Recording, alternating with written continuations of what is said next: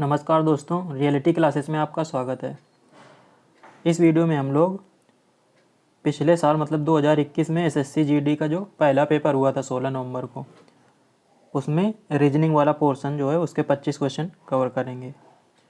हिंदी और जीके वाले पोर्शन में है ना, आपको जीके वाले पोर्शन में तो आप यदि 10 से 15 के बीच में सही कर लेते हैं तो आपके अच्छे हैं। हिंदी में आपको अभी तो 20 क्वेश्चन आएंगे आपके, तो 20 में से आप एक आध क्वेश्चन गलत हो सकता है, बाकी हिंदी में तो पूरे स्कोर करने हैं।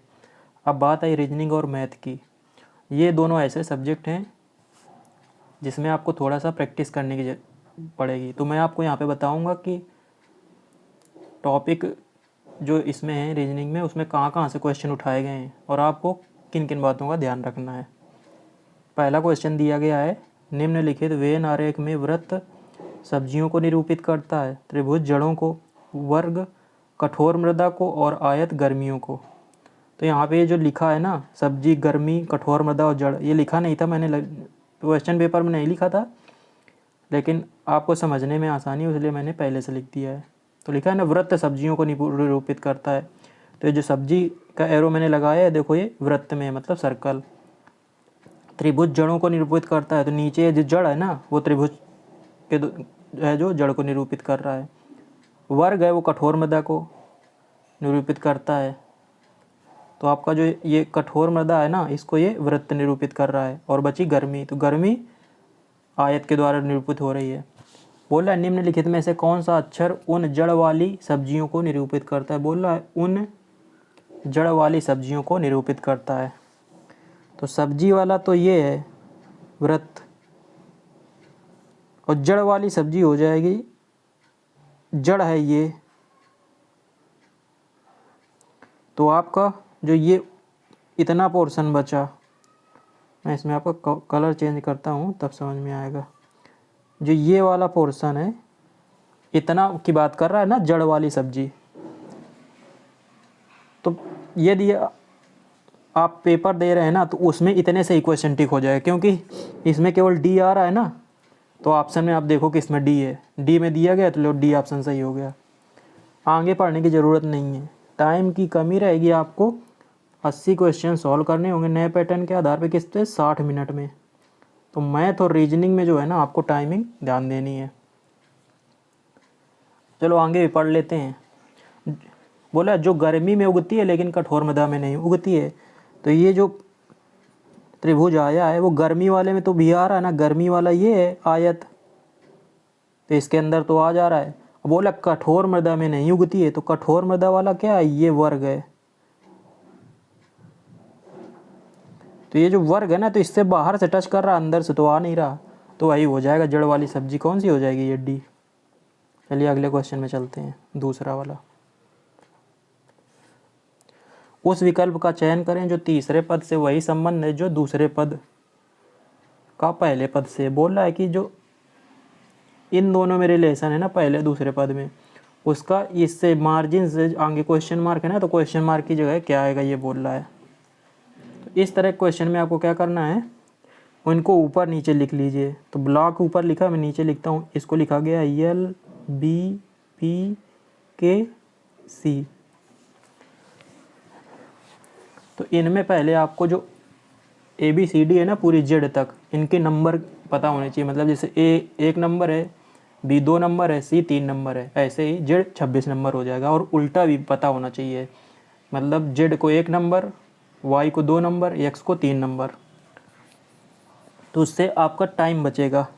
अब इनमें देखते हैं दोनों में क्या है पैटर्न। तो अब ये ब्लॉक है ना, तो पहला तो समझ में आ रहा है कि ये BL है ना, तो उसको उल्टा लिख दिया गया है। L इधर आ गया है और B इधर। O को P, तो O से +1 हो गया है तो P हो गया है। ऐसे ही C को इधर किया गया है, K को इधर किया गया है। लेकिन इसमें ब्लॉक में तो 5 अक्षर हैं, लेकिन मार्जिन में तो 6 हैं। तो हम लोग इसको मतलब ये इसमें फॉलो नहीं करेगा। अब दूसरा देखते हैं, फिर से मैं लिख दे रहा हूँ LBPKC।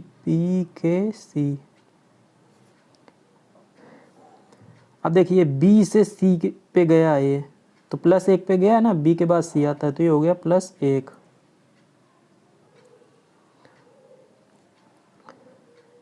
यल से यहाँ पे के -1, ओ से पी +1 और बी से सी -1 और ये के से एल आया है ना तो +1। तो देखिए पैटर्न बन रहा +1 -1 +1 -1 +1। तो और कहाँ से हमको ना अब यहाँ पे तो 5 लेटर हैं लेकिन यहाँ पे मार्जिन में तो 6 हैं। तो हम लोग यहाँ पे शुरू से स्टार्ट करेंगे ना, तो यहाँ पे प्लस से स्टार्ट हुआ है ना, तो यन ना यहाँ से उल्टा स्टार्ट इसलिए कर रहे हैं क्योंकि यहाँ पे यदि हम लोग बी से स्टार्ट कर देंगे ना तो यहाँ पे तो 5वें के लिए बात हो गई, लेकिन हम यदि उल्टा स्टार्ट करेंगे तो हमको 6वें का पता चल जाएगा। तो यन के बाद क्या आएगा ओ, यन में +1 किया, अब आई में -1 करेंगे तो एच के बाद आई आता है ना, तो -1 पे एच आ गया। अब जी के बाद +1 करेंगे तो जी +1 तो हो जाएगा एच। और यदि आप क्वेश्चन पेपर कर रहे हो ओ एच एच आ गया, देखो डी वाले में है तो आपका ये सही हो जाएगा। बाकी 3 जो आगे हैं वो भी हम लोग देख सकते हैं।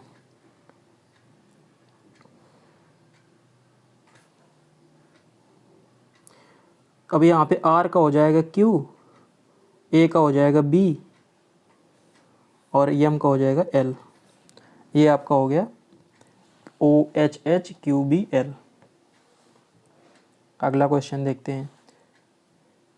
अब ये अगला टाइप आ गया आपके एग्ज़ाम में। रीजनिंग में जितने बेसिक टाइप के क्वेश्चन बनते हैं वो आते हैं, बस आपको देखना है कि कहाँ कहाँ से क्वेश्चन पिछले साल बना था। पिछले साल आपका 63 शिफ्ट में पेपर हुआ था।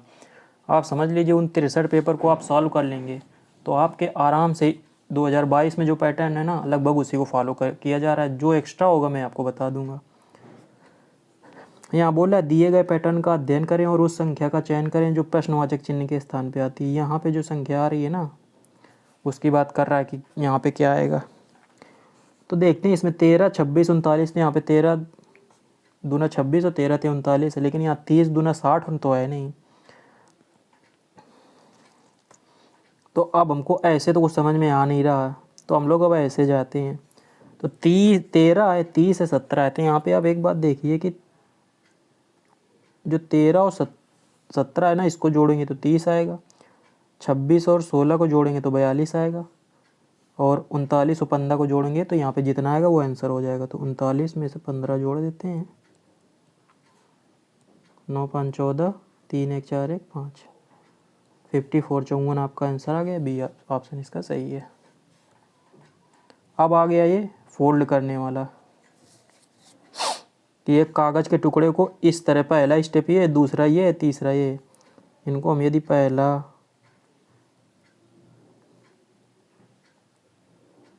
दूसरा तीसरा इस तरह से 3 स्टेप में बांट दें तो पहला आपको पेपर दिया तो जो फोल्ड किया गया ना ऐसे दिखा रहा है, तो ये पहले पेपर ऐसे था तो अब कैसा बन जाएगा यहाँ पे ऐसा। यहाँ से फोल्ड किया गया है तो ये वाला पोर्शन जो है ना ऊपर चढ़ जाएगा। फिर क्या किया गया है, यहाँ से फोल्ड किया गया है ऊपर को, ये ऐसे दिखाया गया है ना, यहाँ पे ये डॉटेड है मतलब ये वाला पोर्शन गायब है, इस तरह बन गया।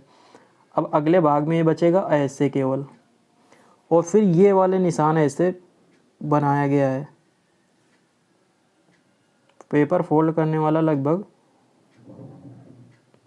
एसएससी काफ़ी एग्जाम्स में क्वेश्चन पूछा जा रहा है इस तरह का। यहाँ पे बीच में एक अब बोल रहा है कि इसको अनफोल्ड करेंगे, लिखा है ना कागज़ को खोलने पर कैसा दिखेगा। तो ये जो बना है ना ये वाला, तो चौथे में तो यही सेम आएगा, मतलब सबसे जो नीचे इसमें परत होगी, मतलब ये पहली वाली परत यहाँ से आप समझिए, तो उसमें तो यही होगा। तो इसमें आप देखिए कि इसमें सेम है, तो इसमें और इसमें तो सेम है, लेकिन यहाँ पे ये नहीं आ रहा है और इसमें तो ये तो कुल अलग ही है। तो ये वाले तो अपने आप गलत हो गए। अब इसके बाद जब इसको ऐसे खोलेंगे ना इधर, तो सेम ये बनेगा कि कैसे, ऐसे ऐसे ऐसे। तो ये वाला पैटर्न इधर देखिए कि इसमें है, इन दोनों में है, ठीक है। ऐसे ही जब इसको दोबारा खोलेंगे तो अब इधर बनेगा किस तरह से, ऐसे ये यहाँ पे आएगा,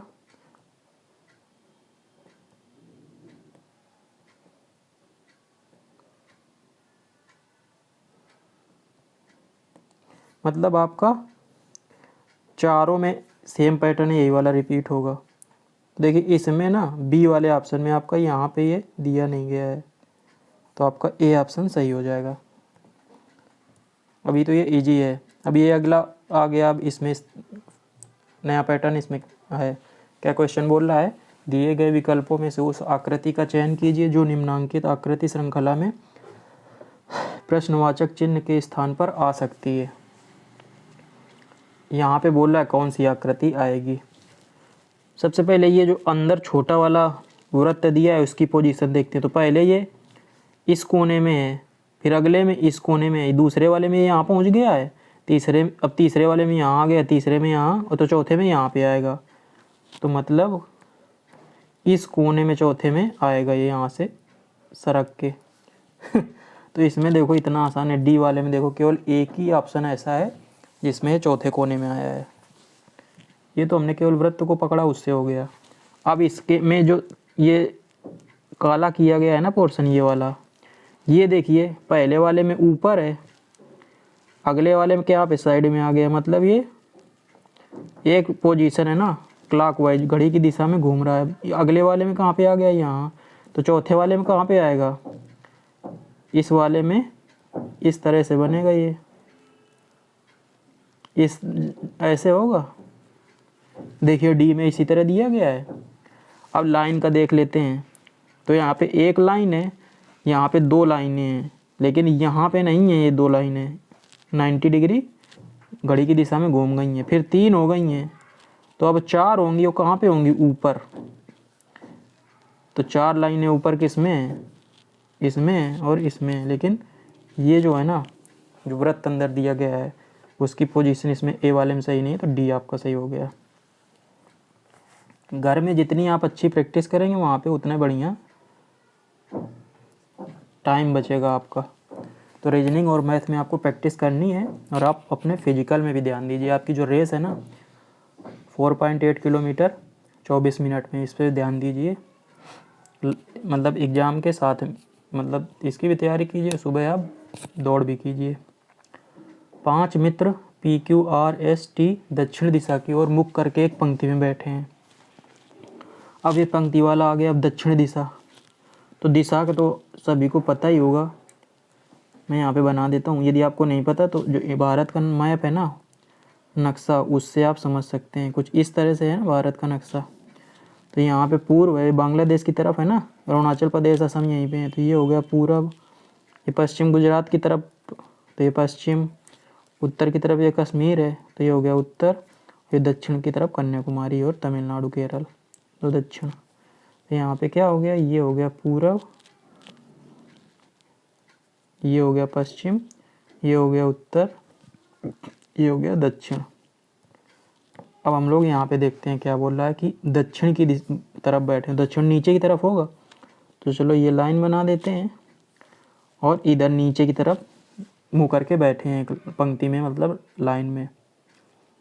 इन क्वेश्चंस में जो जो बोलता जाएगा वही वही करते चले जाएंगे, बस भाषा को आपको पकड़ना है। क्यों मध्य में बैठा है, 6 हैं तो यहाँ पे 6 कर लेते हैं। 1 2 3 4 5 6।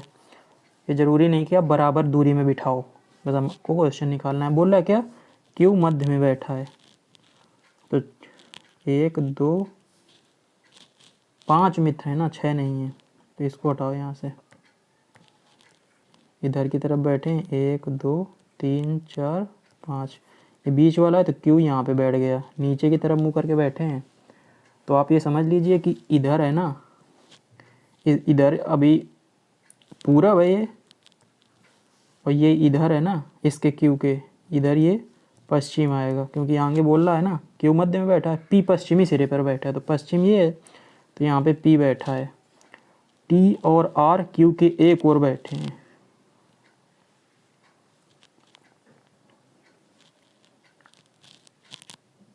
टी और आर, तो क्यू यहाँ पे है, तो इधर तो क्यू और होंगे नहीं, क्योंकि एक ही प्लेस खाली है, तो इधर होंगे यहाँ पे क्यू और आर, टी और आर कहीं पे। लेकिन अभी पता नहीं है। P और R के बीच 2 व्यक्ति बैठे हैं। अब P ये तो R यहाँ पे होगा तभी तो यहाँ पे 2 व्यक्ति होंगे। R यदि यहाँ चला जाएगा तो यहाँ पे अपने आप T हो जाएगा।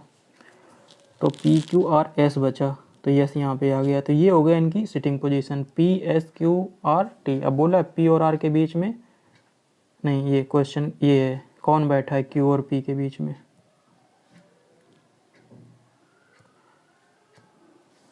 Q और P का बोल रहा है ना, तो Q ये है, P ये है, बीच में ये C बैठा है। आंसर हो जाएगा आपका C।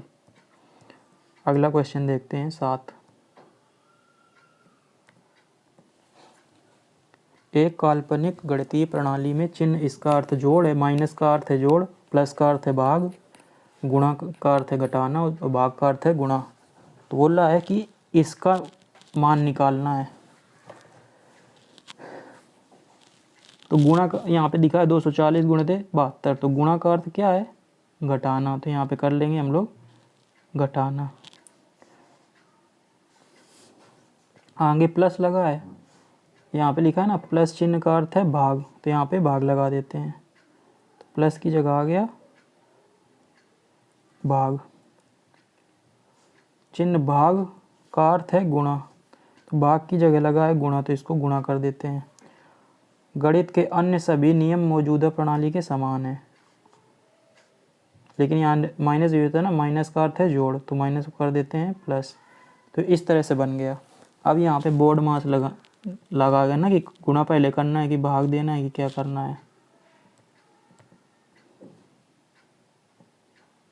जैसे नीचे लिख लेते हैं।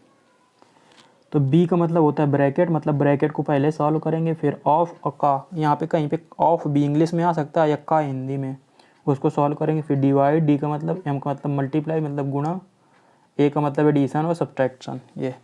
लेकिन आपको इंग्लिश में नहीं पता तो हम लोग जैसे हिंदी में याद करते थे वैसे भी कर सकते हो कि पहले का को तोड़िए, दूजे दीजिए भाग, तो ये का है ना वही ऑफ, दूजे दीजिए भाग, ये डिवाइड है ना दोबारा भाग देना दूसरे नंबर में, तीसरे नंबर पे तीजे गुणा कीजिए, तो तीसरे नंबर पे गुणा करना है और चौथे पे धन ऋण एक के साथ, जो भी आपको याद है उससे कर सकते हैं। तो यहाँ पे ब्रैकेट तो है नहीं ना, ऑफ है, तो बस अब भाग पहले करेंगे। तो किस में करेंगे, ये 72 में 8 का भाग है, तो यहाँ पे क्या आएगा 9, और फिर भाग तो हट गया, अब गुणा, तो 9 का गुणा करेंगे 24 में, तो इधर आएगा 240 माइनस 9 से 24 में करेंगे तो आएगा 6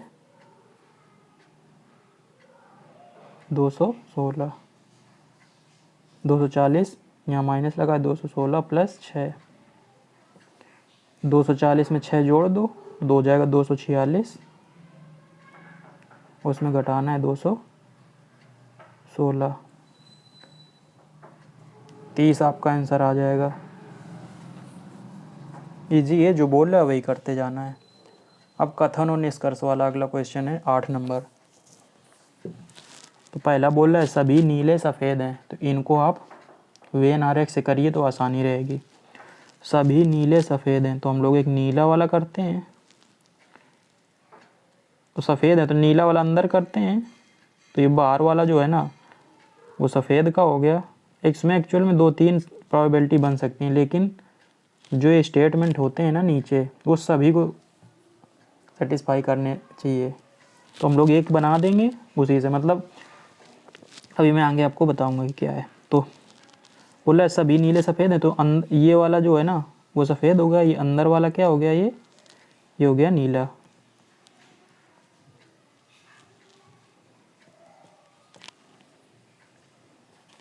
कुछ सफ़ेद स्लेटी हैं, जो कुछ सफ़ेद है ना वो स्लेटी हैं, तो ये वाला हो गया स्लेटी। अब ये स्लेटी है ना, या इसके अंदर भी आ सकता है पूरा, या तो इसको भी काट सकता है, लेकिन आप वो सब मत कीजिए कि एक ही आप सॉल्व करेंगे उसी से आ जाएगा आप निष्कर्ष। तो निष्कर्ष देखते हैं, सभी स्लेटी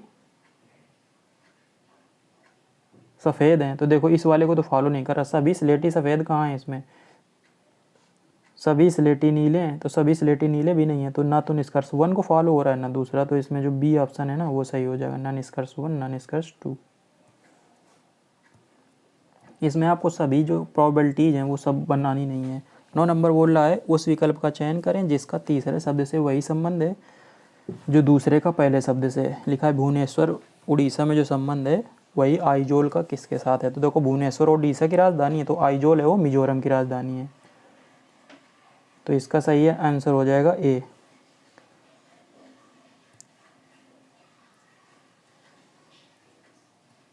इसी तरह के बिल्कुल डिट्टो क्वेश्चन फंसेंगे आपके पेपर में।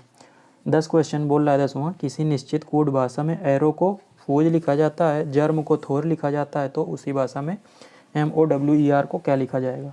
अब इसमें 2 दिए गए हैं, एरो को फूज और जर्म को ये थोर, तो इसको बोल रहा है। तो इसमें जब 2 दे दिए हैं ना, तो अब इसमें से ये आपको ध्यान देना है कि बस छांटना है कि MOWER को क्या लिखा गया है। बस यम इसमें है ना, कहाँ पे है, जर्म में, तो यम को क्या लिखा गया, आर, तो यम हो गया आर।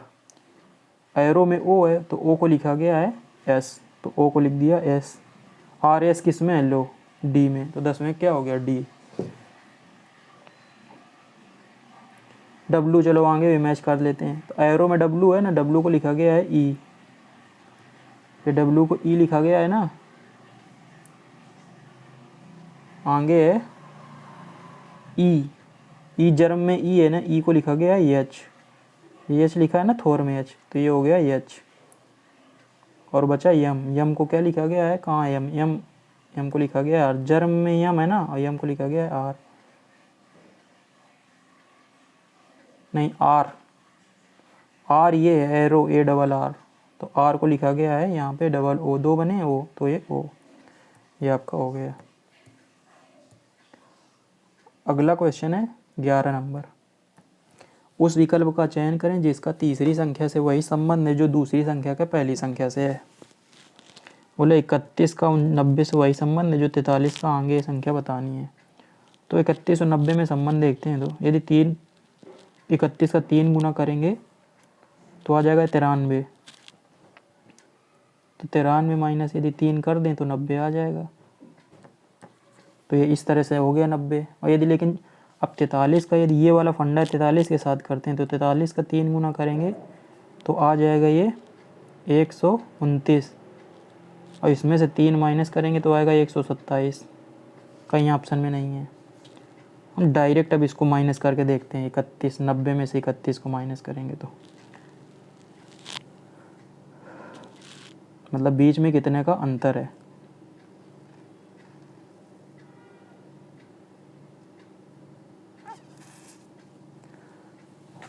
इकतीस 90, इसमें शायद ऑप्शन में कुछ गलत हो गया है। 11 नंबर एक बार देख लेते हैं फिर से।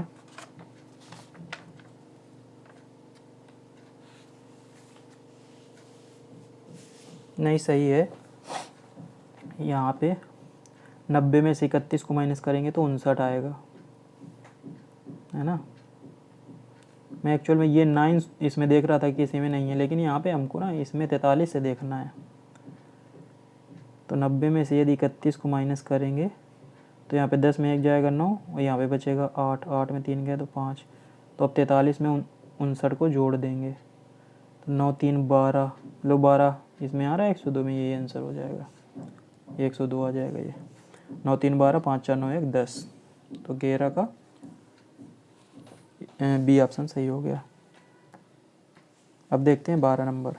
जिसने भी कभी रीजनिंग की बुक देखी होगी तो जो बेसिक बुक आती है ना उसमें बिल्कुल इसी तरह का पैटर्न फॉलो किया जाता है। SSC GD में जो मैथ है आपकी वो भी उसमें प्रारंभिक गणित लिखा है, और जो रीजनिंग है वो बिल्कुल बेसिक पूछी जाएगी। तो आप थोड़ी सी प्रैक्टिस करेंगे तो इसमें आराम से नंबर अच्छे आ जाएंगे। दूसरे जो एग्ज़ाम्स हैं आप SSC ले लीजिए या बैंक ले लीजिए या रेलवे, उससे इसका लेवल है ना थोड़ा सा नीचे ही आएगा।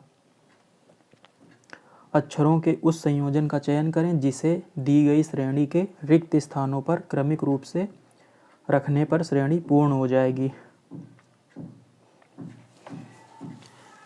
अब ये इसमें बीच में रिक्त स्थान दिए गए हैं, अब इसमें बोल रहा है भरो, तो इसमें यदि आपको कुछ भी नहीं समझ में आ रहा है तो सीधा इसमें जो ऑप्शन दिए गए हैं ना यही भर के देखिए कि इसमें रिपीट हो रहा है। पहले वाले में यदि हम सी भरेंगे, सी 2x, आगे आप ना भी भरेंगे ना तो 2 यदि भर लेंगे उतने में ही समझ में आ जाएगा। तो जो आया C2 CX 2CC, देखो कुछ रिपीट नहीं हुआ तो ये पहला वाला तो हो गया ख़त्म। अब देखते हैं हम लोग दूसरा वाला ऑप्शन। तो दूसरे वाले ऑप्शन के हिसाब से हम भरेंगे XC, तो आ जाएगा C2XX, फिर 2CCC, फिर XX। कुछ रिपीट हुआ ना, मतलब रिपीट करने लगेगा अपने आप पैटर्न कुछ भी। तीसरा लेते हैं AX, तो आ जाएगा C2AX, फिर आ गया 2CC XXX, ये भी नहीं हो रहा है। अब लास्ट बचा यही आएगा X2, इतने से ही आ जाएगा देखना। तो यहाँ पे आ जाएगा C2XX, फिर 2CC 2XX। मतलब क्या हो रहा है, ये देखो XX आया, फिर 2 आया, फिर CC आया, फिर 2 आया, फिर XX आया, फिर 2 आया, फिर यहाँ पे C आया तो CC आया। ये रिपीट हो रहा है। आपका डी ऑप्शन सही हो जाएगा। अगला देखते हैं क्वेश्चन नंबर 13।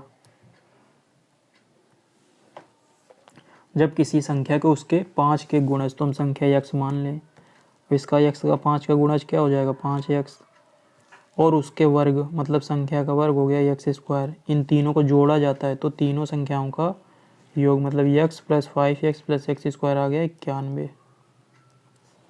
तो इसको हम लिख सकते हैं x² + 6x, 91 को इस तरफ ले आएंगे = 0। द्विघात समीकरण बन गया और x का मान निकालना है। अब यहाँ पे देखिए ये माइनस में लाना है तो माइनस में आएगा यहाँ पे 13x प्लस का 7x, 13 7 91 होता है ना, तो इसमें आएगा नहीं, यहाँ पे प्लस लाना है तो प्लस का 13 लेंगे, माइनस का 7 लेंगे। तो जो इसके रूट आएंगे वो आ जाएंगे माइनस के 13 और 7, क्योंकि जो माइनस, अब यहाँ पे x² लिखेंगे तो जब यहाँ पे x कॉमन लेंगे तो x + 13 आएगा, तो x + 13 = 0 करेंगे तो x = क्या आ जाएगा -13। ऐसे ही आएंगे यहाँ पे -7x -91, तो यहाँ पे -7 कॉमन लेंगे जब, तो x + 13 आएगा, तो यहाँ से x - 7 = 0 हो जाएगा, तो x = आ जाएगा 7। तो आपका जो ये आंसर है माइनस तो होगा नहीं संख्या, क्योंकि यहाँ पे कोई ऑप्शन नहीं दिया माइनस, तो ये डी है ना जो 7, ये सही हो जाएगा। या तो आप जो इक्वेशन बनी है ना उसी में रख लीजिए। एक इक्वेशन बनी थी ना x 6x + x² = 91। ये जो संख्याएं हैं ना 6 9 11 7 इसी में रख दीजिए, आंसर इससे भी आ जाएगा। तो 7 यहाँ पे रखेंगे तो 7 × 42 आएगा, प्लस 7 7 49, तो 9 2 11 और 4 4 8 1 9 सेटिस्फाई कर रहा है। बाकी 3 से इसको सेटिस्फाई नहीं करेगा।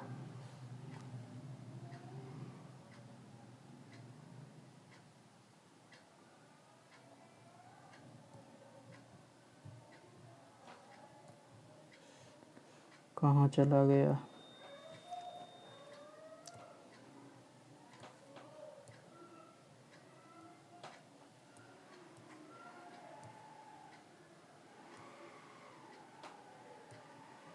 हम लोग थे 13 क्वेश्चन हो गया। देखते हैं क्वेश्चन नंबर 14। निम्नलिखित 4 अक्षर समूहों में से तीन किसी तरह से संगत हैं और एक असंगत है, उस अक्षर समूह का चयन करें। तो इसमें अंग्रेजी के अल्फ़ाबेट लिखे गए हैं, तो इनका आपको नंबर पता है तो नंबर भी आप लिख लेंगे तो और आसानी होगी। लेकिन इसमें आप डायरेक्ट भी देख सकते हैं ना, QRS एक साथ आते हैं ना, PQRS, MNOP, यहाँ पे O गायब है, HIJK ऐसे है ना, तो ये एक साथ हैं, DEF। तो ये जो A और C और D में है ना ये एक साथ आ रहे हैं, जबकि जो B है ना इसमें O बीच में गायब है, तो जो असंगत है वो बोल रहा है ना, तो असंगत हो जाएगा B। अगला क्वेश्चन देखते हैं, क्वेश्चन नंबर 15। क्या बोल रहा है? एक विशिष्ट कूट भाषा में इंडिया इज माई कंट्री का अर्थ है 8 5 7 3 सेम इज माई फ्रेंड का अर्थ है 8 6 3 4, माई कंट्री का अर्थ है 7 3 मतलब 73, और टीम इंडिया का अर्थ है 5 9। तो बोला कंट्री का उसी कोड भाषा में कंट्री के लिए क्या शब्द यूज हुआ है। कंट्री देखें कहाँ कहाँ, यहाँ पे कंट्री है, यहाँ पे कंट्री है। तो इंडिया इज माई कंट्री को लिखा गया है 8 5 7 3। अब माई कंट्री, यहाँ पे माई कंट्री रिपीट हो रहा है, यहाँ माई कंट्री आ रहा है, तो 73 है ना, तो यहाँ पे भी देखो 73 है, तो 7 या 3 में से कोई होगा, लेकिन दोनों ऑप्शन दिए गए। अब आगे देखते हैं, माई देखते हैं। तो सेम इज माई फ्रेंड और माई कंट्री में 3 कॉमन है। देखो ये यहाँ पे 8 6 3 4 लिखा है, यहाँ पे 3 हो गए, ये 3, तो माई के लिए यूज हुआ है 3, तो कंट्री के लिए होगा 7। बी ऑप्शन इसका सही हो गया। अगला क्वेश्चन भी आसान है। उस 16 नंबर, उस विकल्प का चयन करें जिसमें दी गई आकृति अंतर्निहित है। इसमें ब्रैकेट में जो दिया है वो आपको ध्यान देना है, घुमाने की अनुमति नहीं है, मतलब बिल्कुल ऐसा ही दिखना चाहिए। ये नहीं है कि आप इसको घुमा दो, तो यदि घुमा दोगे ना तो ये ऐसे हो जाएगा। तो इस तरह से नहीं, बिल्कुल ऐसे ही ये खड़ा बिल्कुल दिखना चाहिए जैसा बना है। ए में आप देखिए, तो ये तो है, लेकिन ये ऐसे नहीं है, तो ये वाला नहीं है। दूसरे वाले में ये ऐसे है, मैच कर गया, देखो बी ऑप्शन सही है। तीसरे वाले में तो ये पूरी लाइनें नहीं गई है, चौथे वाले में ये गायब है ऐसे। बी ऑप्शन सही हो जाएगा 16 का। 17 क्वेश्चन नंबर अच्छा है। यदि ओवरऑल रीजनिंग का लेवल देखा जाए इस पेपर में तो काफ़ी अच्छा है। अभी अच्छे क्वेश्चन आगे हैं, टोटल 25 क्वेश्चन हैं, तो उसमें अभी 17 क्वेश्चन हम लोग कर रहे हैं। यहाँ पे उस अक्षर समूह का चयन कीजिए जो दी गई श्रृंखला में प्रश्नवाचक चिन्ह के स्थान पे आ सकता है। यहाँ पे बोल रहा है देना है, तो इनके आगे बस इन चारों में देखना है किस तरह से। देखो यस पी एम जे, तो यस के आगे ना पी तो पहले आता है, तो ये मतलब इधर से गए हैं, मतलब इस तरफ से पहला यदि लेटर इनका देखेंगे तो J K L M N O P Q R S, तो यहाँ पे जे के बाद ना के एल गायब है, ऐसे ही एम के बाद एन ओ, तो एन ओ गायब है, पी है, पी के बाद क्यू आर गायब है, एस है। तो यदि आपको नंबरिंग इनकी नहीं पता तो ऐसे भी कर सकते हैं। तो यहाँ पे जे के पहले 2, तो आई जे के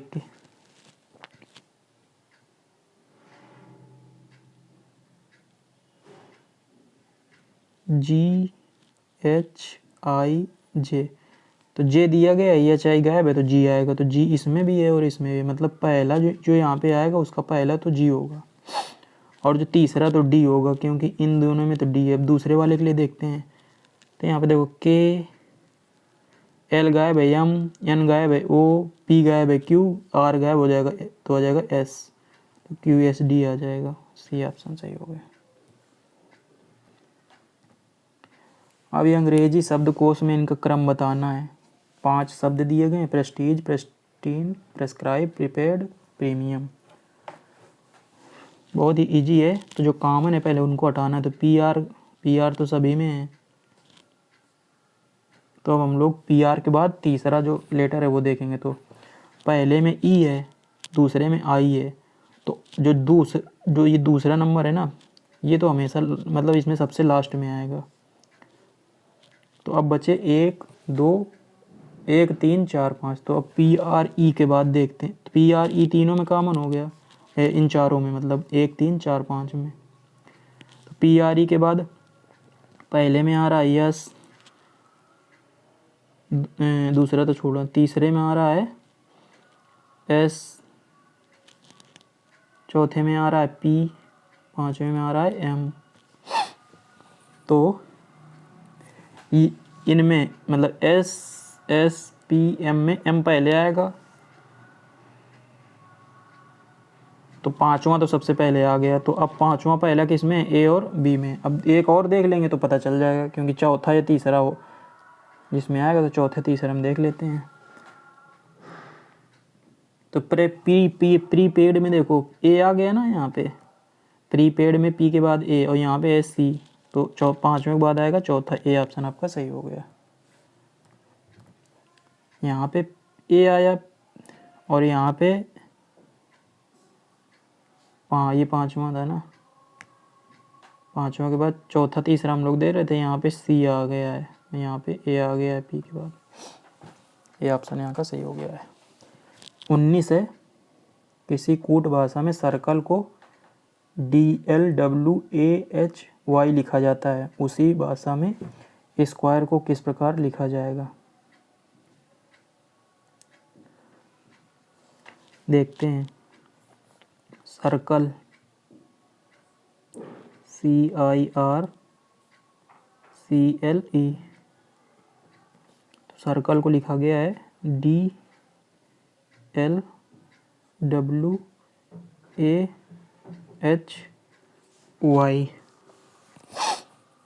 अब इसको सर्कल को यदि ये DLWAHY से देखेंगे ना, तो इस तरह से कुछ बन नहीं रहा कि मतलब C से D तो बन रहा है लेकिन I के बाद यहाँ J नहीं है। और यदि ऐसे देखें E, तो D के बाद तो E यहाँ पे आ रहा है DE लेकिन L का रिपीट हो गया, ये C है सर्कल में, ये दूसरा नहीं है C, और कोई बन नहीं रहा, तो हम लोग सीधे सीधे मिलाएंगे। मतलब ऐसे देखेंगे कि C के बाद D प्लस 1 आया, I के बाद J के L, तीन आगे गए तो 1 प्लस 3, R के बाद STUVW प्लस 5, ऐसे ही C से A गया ना तो -2, यहाँ पे -4, यहाँ पे होगा -6, 1 3 5 2 4 6, इस तरह से है। तो हमको किसका स्क्वायर का पूछ रहा है। और देखो सर्कल में जितने लेटर हैं उतने स्क्वायर में हैं, तो कोई दिक्कत नहीं है। तो यस का हो जाएगा टी तो सभी में। अब क्यू के +3 तो QRST तो आ गया फिर से टी। अब यू में +5 तो UVWXYZ तो TTZ। देखो TTP TTZ, डी ऑप्शन आपका सही हो गया। आगे भी आप देखोगे तो ए के बाद होगा -2, तो ए के पहले आता है Z, फिर x मतलब y, तो -2 करोगे ना तो ये y आ जाएगा। देखो यहाँ y दिखा है, फिर यह ना आएगा, फिर y आएगा। 19 का हो गया सही डी। अब देखते हैं 20। नंबर सिस्टम से ये क्वेश्चन है, प्रश्नवाचक चिन्ह के स्थान पे कौन सी संख्या आएगी। इनमें तो बस सीधे सबसे पहला बेसिक रहता है कि इनका डिफरेंस ही रखते हैं, उससे कुछ हमको पता चलेगा। तो 19 4 23, 23 और 9 32, 32 और 6 16 48, और यहाँ पे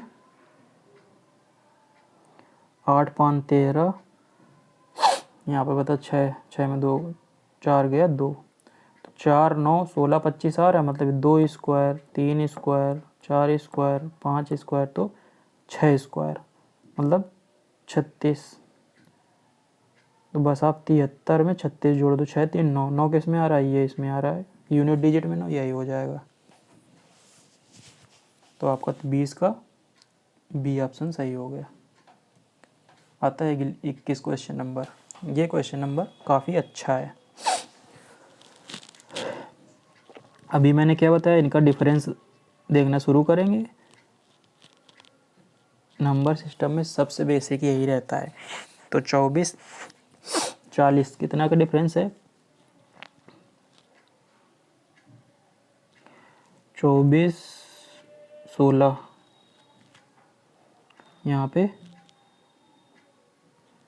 24, यहाँ पे 40। अब यहाँ पे देखते हैं, यहाँ पे होगा 8 का 16 8 24, और यहाँ पे 16।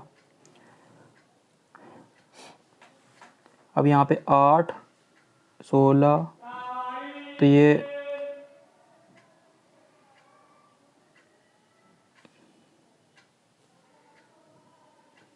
तीसरा 24 हो सकता है।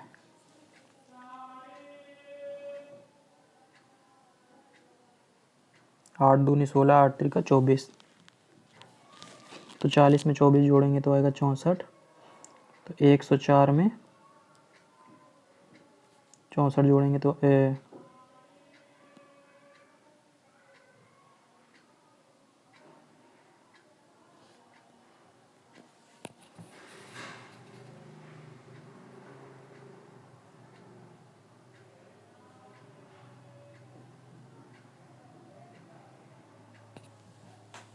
एक मिनट, यहाँ पे क्या मिस्टेक हो रही है।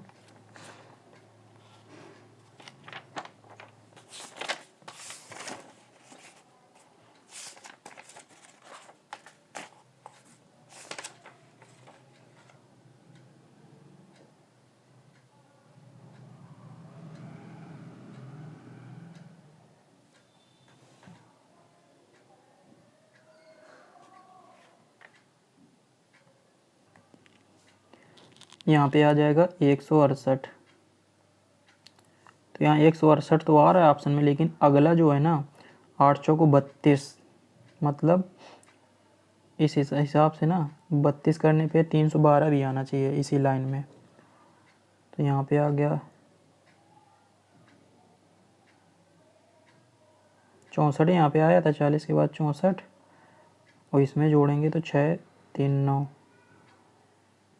तो यहाँ पे 168 में 96 जोड़ने पे 312, 8 6 14। तो देखो 8 6 14, 9 6 15, 116, 264, मतलब 312 नहीं आ रहा। तो अब ये वाला पैटर्न फॉलो नहीं करेगा। तो अब हम लोग दूसरा देखते हैं। 8 दूनी 16, 2 गुना भी तो है ना, तो 16 दूना 32। तो यहाँ पे 32 लाएंगे 24 की जगह। तो 40 और 32 हो जाएगा 72, और इसमें जोड़ेंगे 104। चलिए मैं फिर से कर देता हूँ, डिफरेंस की बात है केवल। यहाँ पे आया था 24 40 16, 40 64 24, 64 104 40। अगला तो दिया नहीं है, अब हम लोग इनका देख रहे थे फिर इनका। तो यहाँ पे आया 8, यहाँ पे आया 16, 8 दूनी 16। अब अगले में हम 24 नहीं से आ रहा, तो 8 फिर 16 का 2 गुना करेंगे तो 32। तो 40 में 32 जुड़ेगा तो आ जाएगा 72। 72 104 जुड़ेगा तो आएगा 176। यहाँ 32 के बाद अगला आएगा 64, 64 में जुड़ेगा 72 तो आएगा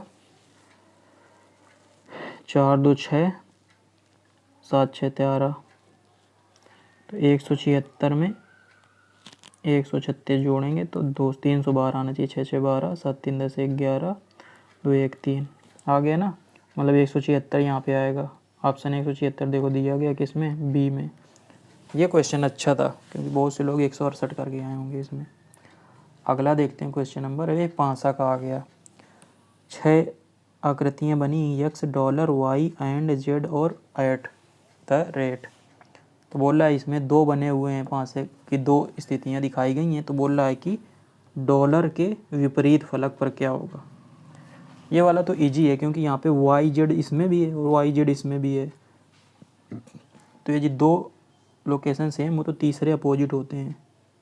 तो डॉलर और जो ये एंड है ये एक दूसरे के अपोजिट हो जाएंगे। तो डॉलर के अपोजिट क्या हो जाएगा, एंड। तो डी ऑप्शन इसका सही हो जाएगा। 23 क्वेश्चन नंबर देखते हैं।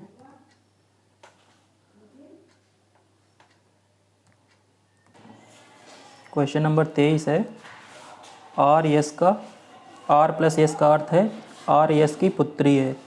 आर माइनस एस का अर्थ है आर यस का पति है। आर क्रॉस एस का अर्थ है आर यस का भाई है। तो T cross V plus Z का बोल रहा है क्या मतलब होगा। तो टी गुणा वी, तो आर गुणा एस का मतलब आर एस का भाई है, मतलब टी वी का भाई है। तो टी भाई हो जाएगा तो उसमें हम लोग प्लस लगाते हैं। और वी, अब वी का पता नहीं है कि वी बहन है, यहाँ पे वी हो सकती है। तो दोनों भाई भाई हो सकते हैं और बहन भाई हो सकते हैं। अब वी प्लस जेड लगा है तो आर प्लस एस का मतलब है आर एस की पुत्री है, मतलब वी जेड की पुत्री है। तो जेड ये ऊपर हो गए और वी पुत्री है तो वी माइनस। अब मतलब टी और वी भाई बहन है और जेड मम्मी पापा में से कोई भी हो सकता है। प्लस लगाया जाता है मेल के लिए, पुरुष के लिए, और माइनस लगाया जाता है फीमेल के लिए। भाई बहन एक ही लेवल में इसलिए इस तरह लगाया जाता है, मतलब ये जनरल है, ब्लड रिलेशन का संबंध, मतलब इस तरह से डिनोट करते हैं। और पिताजी की पीढ़ी एक पीढ़ी ऊपर होती है तो उसको ऊपर जेड रखा गया है। अब बोलते हैं कि इसमें देखते हैं मतलब ऑप्शन क्या है। बोला ए टी जेड का पिता है, तो टी जेड का पिता कहाँ से हो जाएगा, टी तो नीचे है। दूसरा टी जेड का पुत्र है, तो टी पुत्र है जेड का क्योंकि इसमें बोला गया है ना वी के पिता हैं, तो अपने आप जो टी है ना वो जेड का पुत्र हो जाएगा। बी ऑप्शन सही हो जाएगा 23 का। 24 क्वेश्चन नंबर दर्पण प्रतिबिंब का है। दर्पण प्रतिबिंब में आपको चारों पोजीशन यहाँ पे अभी बता दूंगा कि किस तरह से दर्पण यहाँ रखा जाएगा तो क्या आएगा। तो जैसे यहाँ पे पी क्यू ऐसे रखा जाएगा इस जगह पे दर्पण, तो बस आप इसको ना इसी तरह से घुमा दी, मतलब यल ऐसे बनेगा। मैजिकल को उल्टा लिखते चले जाइए, ए ऐसे बनेगा और 2 को यहाँ से इधर पलटाओगे ना तो 2 ऐसे दिखेगा। मतलब आप मैजिकल एक किसी में लिखो और यदि इधर है तो उसको उठा के इधर कर देना है, आई तो सेम बनेगा। अब इतने से ही आंसर आपका आ जाएगा। देखना 4 में ये इससे मैच कराओ, किसमें है बी डी में मैच कर रहा है। अब नीचे वाले में मैं आपको बता दूं, यदि इस तरह से यहाँ पे दिया हो तो क्या हो जाएगा, ऐसे आप उसको उल्टा कर दो सीधा। 8 ए ना, ए ऐसे दिखेगा, जी कैसे दिखेगा, जी दिखेगा ऐसे। बन नहीं पा रहा, हाँ ऐसे ही दिखेगा, इस तरह से नीचे निकला। आई तो ऐसे ही दिखेगा। 2 कैसे दिखेगा, 2 इस तरह से 2 दिखेगा। सी ऐसे दिखेगा, ए दिखेगा इस तरह से और यल इस तरह से। चलिए आगे जब आपको मैं बताऊंगा दर्पण वाला, इन पे मैं ना सभी टॉपिक पे एक एक वीडियोज लाऊंगा जिससे आपको पहचानने में आसानी हो जाएगी। लास्ट क्वेश्चन नंबर देख लेते हैं। बोला 8 मित्र A B C D E F G H एक सीधी रेखा में बैठे हैं। चलो इनको बिठाते हैं उत्तर की तरफ। तो अभी मैंने बताया था उत्तर ऊपर की तरफ है, तो ये ऐसे हैं ऊपर की तरफ बैठे। 1 2 3 4 5 6 7 8। जैसा बोलेगा वही करते जाएंगे। बोला एफ डी और जी के बीच में बैठा है, तो एफ डी और जी के बीच में बैठा है। इसको अभी यहाँ नहीं बिठाएंगे क्योंकि ये जी है ना, ये इधर आगे भी हो सकता है पीछे भी हो सकता है, मतलब डी एफ जी भी हो सकता है और जी एफ डी भी हो सकता है। अगला बोल रहा है बी एच और ए के बीच बैठा है, तो जो बी है ना वो एच और ए के बीच में बैठा है। अभी यही बात यहाँ पे भी हो गई। ये तो नहीं बता रहा बाएं तरफ है कि दाएं तरफ। बोला ई जी के बाएं और तीसरे स्थान पर है। जो ई है ना वो जी के बाएं और, अब बायां ऐसे ही ऊपर की तरफ बैठा है तो बायां इधर जी के आएगा। तो पहला स्थान, दूसरा स्थान, तीसरे स्थान पे ई है। अब बोले आगे जी एक सिरे पर बैठा है, तो अब जी यहाँ पे तो बैठेगा नहीं, जी बैठेगा यहीं पे, क्योंकि बोल रहा है जो ई है उसके तीसरे स्थान पर इधर बैठा है। 2 लोकेशन पता चल गई। आगे बोला एच सी के बाईं ओर तीसरे स्थान पर है, तो जो एच है ना वो सी के बाईं ओर तीसरे स्थान पर है। ए और ई के बीच कौन बैठा है ये हमसे पूछ रहा है। 3 ये कंडीशन और हमको यहाँ पे बिठानी है और बस आंसर आपका आ जाएगा। अब बोल रहा है देखो ये लिख, पहले वाले में बोल रहा है कि जो यफ है वो जी और डी के बीच में, तो जी तो पता चल गया, तो जो यफ है ना वो यहीं पे आएगा और डी यहाँ पे आएगा क्योंकि जी की लोकेशन फिक्स हो गई। तो अब जी है ना यहाँ डी की जगह नहीं आ सकता क्योंकि जी एक किनारे पे बैठा है।